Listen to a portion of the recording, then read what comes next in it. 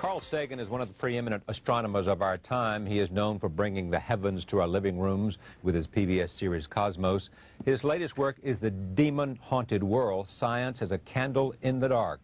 It explores the country's growing fascination with pseudoscience, astrology, faith heals, the supernatural, and the like, all superstitions that he says threaten to undermine true science. I am pleased to have him here, and I also take note of the fact that he is the David Duncan Professor of Astronomy and Space Sciences and Director of the Laboratory for Planetary Studies at Cornell University, Distinguished Visiting Science at the Jet Propulsion Laboratory, California Institute of Technology, and co-founder and president of the Planetary Society, the largest space interest group in the world, and a former Pulitzer Prize winner. Welcome back, sir. Thank you, sir. Great to see you.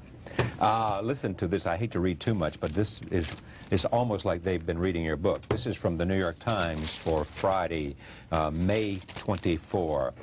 Americans flunk science, a study finds. Less than half of all American adults understand that the Earth orbits the Sun yearly, according to a basic science survey. Nevertheless, there's enthusiasm for research, except in some fields like genetic engineering and nuclear power that are viewed with suspicion. Only about 25% of American adults get passing grades in a National Science Foundation survey of what people know about basic science and economics. I mean, this is singing your song, isn't it? Well, it's certainly what I'm talking about in the demon-haunted world. My feeling, Charlie, is that it's not that pseudoscience and superstition and New Age so-called beliefs and fundamentalist zealotry are something new. They've been with us for as long as we've been human. But we live in an age based on science and technology with formidable technological powers. Science and technology are propelling us forward at accelerating rates. That's right. And if we don't understand it, and by we I mean the general public, if it's something that, oh, I'm not good at that, I don't know anything about it, then who is making all the decisions about science and technology that are going to determine what kind of future our children live in? Just some members of Congress? But there's no more than a handful of members of Congress with any background in science at all.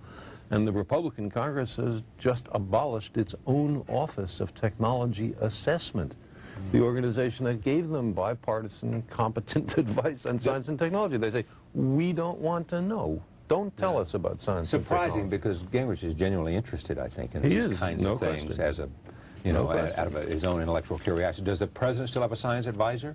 He does, John Gibbons, and the vice president is scientifically literate. Yes, scientifically, a science maven.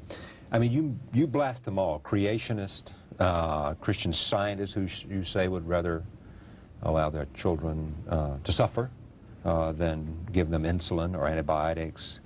Astrologers come in for particular scorn on your part. Well, I would say scorn, just derision. Derision. A more generous version of scorn. But what's the danger of all this? I mean, you know, this is not the thing that... There's two kinds of dangers. One is what I just talked about, that we've arranged a society based on science and technology, in which nobody understands anything about science and technology, and this combustible mixture of ignorance and power, sooner or later, is going to blow up in our faces. I mean, who is running the science and technology in a democracy if the people don't know anything about it? And the second reason that I'm worried about this is that science is more than a body of knowledge. It's a way of thinking, a way of skeptically interrogating the universe with a fine understanding of human fallibility. If we are not able to ask skeptical questions, to interrogate those who tell us that something is true, to be skeptical of those in authority, then we're up for grabs for the next charlatan, political or religious, who comes ambling along. It's a thing that Jefferson lay great stress on. It wasn't enough, he said, to enshrine some rights in a constitution or a Bill of Rights. The people had to be educated, and they had to practice their skepticism and their education. Otherwise, we don't run the government. The government runs us.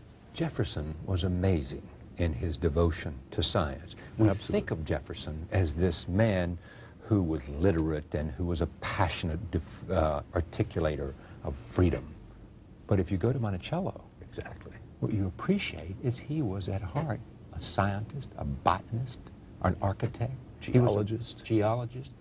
And if you, Meriwether Lewis, as we know from Stephen Ambrose, you know, he wanted him to go out and do experimentations and explore and be skeptical and find answers to passages and explore the West. Exactly right. And there was also an economic grail there if the Northwest Passage was found.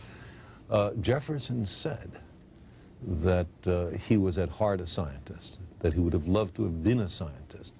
But there were certain events happening in America that called to him, and so he devoted his life to that kind of politics. Indeed. Yeah. So that generations later, people could be scientists.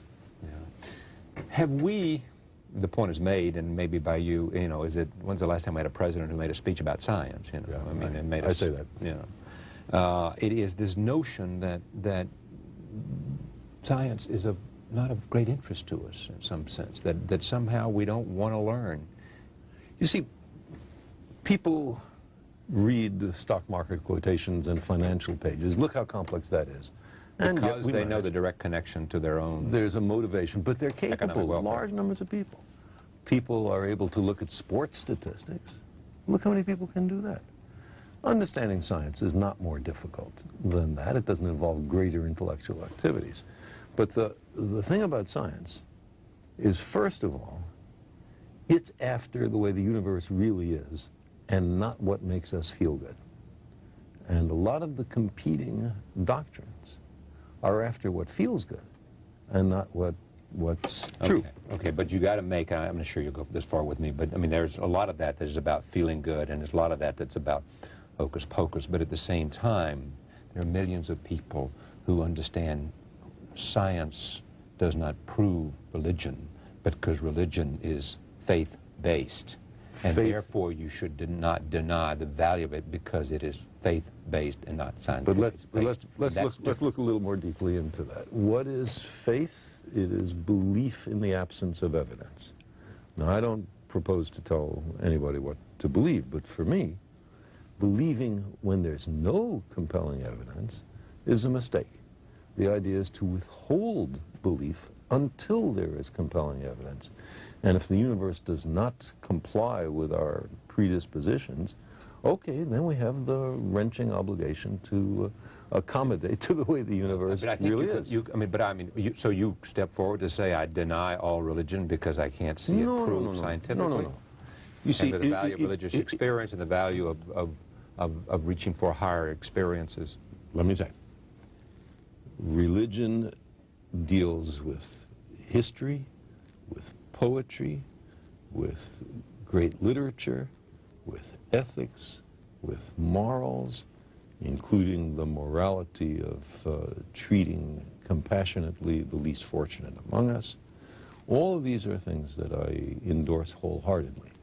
Where religion gets into trouble is in those cases that it pretends to know something about science. The science in the Bible, for example, was acquired by the Jews from the Babylonians during the Babylonian captivity of 600 BC. That was the best science on the planet then. But we've learned something since then. Roman Catholicism, Reformed Judaism, most of the mainstream Protestant denominations have no difficulty with the idea that humans have evolved from other creatures, that the Earth is 4.6 billion years old, with the Big Bang. They don't have any trouble with that. The trouble comes with people who are biblical literalists, who believe that the Bible is dictated by the creator of the universe to an unerring stenographer. And so therefore they... And has no metaphor or allegory. And from there they make their political and economic choices, and social choices. And scientific. And scientific choices. And scientific. And that's part of your problem with that idea. Exactly. It is that because for the wrong reasons we make the wrong choices about science. That's right. So who is more humble? The scientist who looks at the universe with an open mind and accepts whatever the universe has to teach us, or somebody who says everything in this book must be considered the literal truth and never mind the fallibility of all the human beings involved in the writing of this book? I mean, I accept that, but I also, the argument be made by many is that, you know, you don't have to, whether a specific scientific act took place as described by some biblical writer is not at the heart of the religious faith and the religious experience. Some people agree with you and some people don't. Some people think that every jot and tittle in the Bible is essential. You throw one thing away to allegory or metaphor, then it's up to everybody to make their own decision. Then how are we, a lot of this has to do with science in the United States. Are we different than other nations? Absolutely not. You can see this worldwide. In India, there's a madness about astrology. In Britain, it's ghosts. In Germany, it's rays coming up from the earth that can only be detected by dowsers. Every country has its own specialties. We seem to be fascinated by UFOs right now. But one thing... What is that? Before you leave UFOs, tell me about you and Professor Mack. John Mack is a professor of psychiatry at Harvard, who I've known for many years. We were arrested together at the Nevada nuclear test site protesting U.S. testing in the face of a Soviet moratorium on testing. And many years ago, he asked me, what is there in this UFO business? Is there anything to it?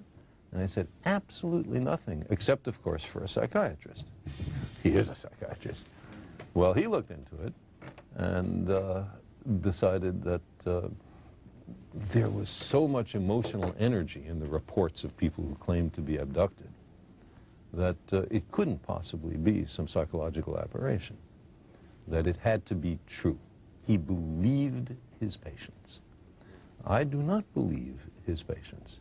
Many of these stories are about waking up from a deep sleep and finding your bed surrounded by 3 or 4 short, dour, gray, and sexually obsessed beings, who then take you to their spaceship after they slither you through your wall and perform a variety of objectionable sexual experiments. But here we have Dr. Carl Sagan, astronomer, versus Dr. what's his first name? Mack. John Mack. MD. No question. So what's the problem? He's a scientist. How can scientists disagree? He's a scientist. Is that what you're asking? No, I'm asking what do you think of this man coming to these conclusions? I think he is not using the scientific method in approaching his issue. And when you constantly, I assume you come at him with both barrels in conversation. And in the demon-haunted world. And he says? He says, I don't appreciate the emotional force. You don't? Of these reports. But many people awaken from a nightmare with profound emotional force. That doesn't mean that the nightmare is true. It means something went on inside our head. You were making a point before I jumped to John Mack. Oh, yeah. What I wanted to say is, going back to the question of adequate evidence on something that's emotionally really pulling you.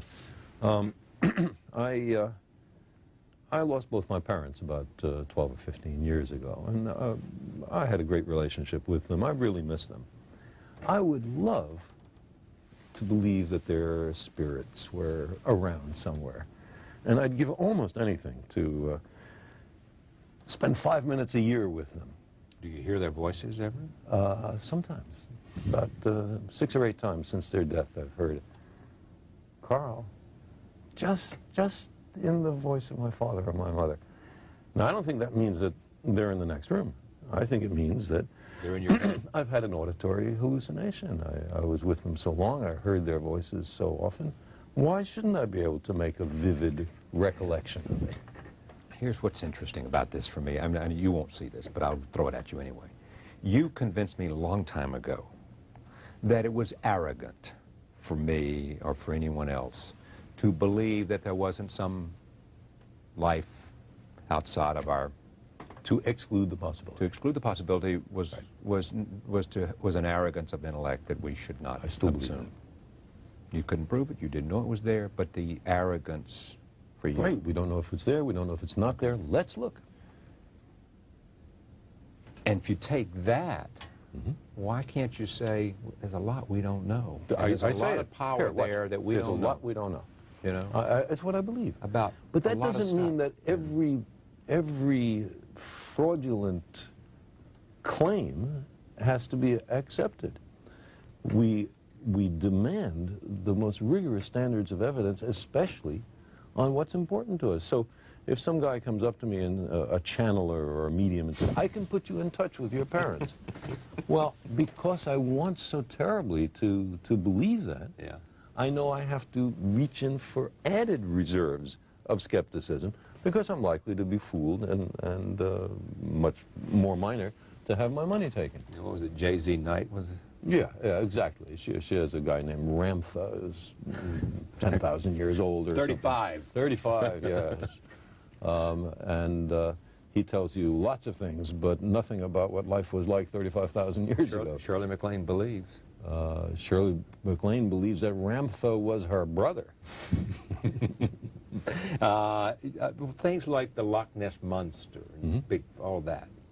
Again, is it photograph? Fakes. I mean, the most famous photograph has now been shown to be a fake, but could there be a unknown mammal or even reptile of large dimensions swimming in a Scottish lake? Sure there could. That we don't know about? Sure there could. Who says no? But nobody. But the evidence does not support it, does not demonstrate it.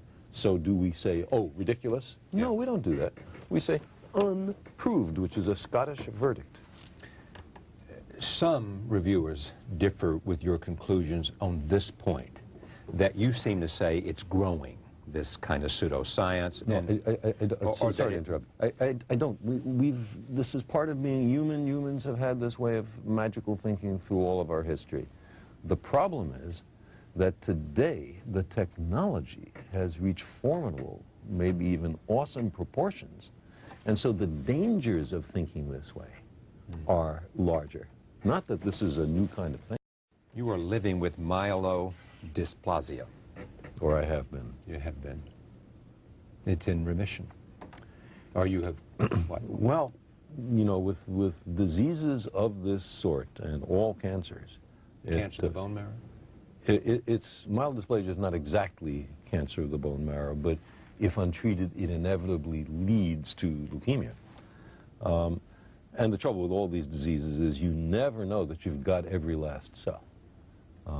You can only detect down to a certain level. But down to the level that anybody can detect, and in terms of how I feel and my stamina and all that, it seems to be gone. And I'm very lucky. Because you had a sister who my cystic enabled carry. you to have a bone marrow transplant. That's one, and also the enormous advances in in medical science in just the last few years. If I had had this thing 5 or 10 years ago, I would be dead sure as shooting.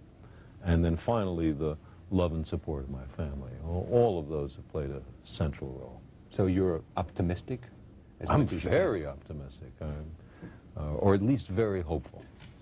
And just share with us, because of your sense of language and your sense of understanding and being reflective and introspective, what do you think about, and what does it do for you to I didn't have any near-death say to you? I didn't have any near-death experiences. I didn't have a religious conversion, but you thought about what it would be like to die. Certainly, and what it would be like for my family, and I didn't much think about what it would be like for me, because I don't think it's likely there's anything that you think about after you're dead.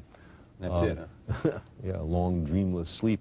I'd love to believe the opposite, but I don't know of any evidence. But one thing... Faith, Carl, faith. One thing that it has done is to enhance my sense of appreciation for the beauty of life and of the universe, and the sheer joy of being alive. You had a healthy portion of that before this, but even you, it happens to. Oh, there's no question. Appreciation. No question. Every moment, every inanimate object, to say nothing of the exquisite complexity of living beings.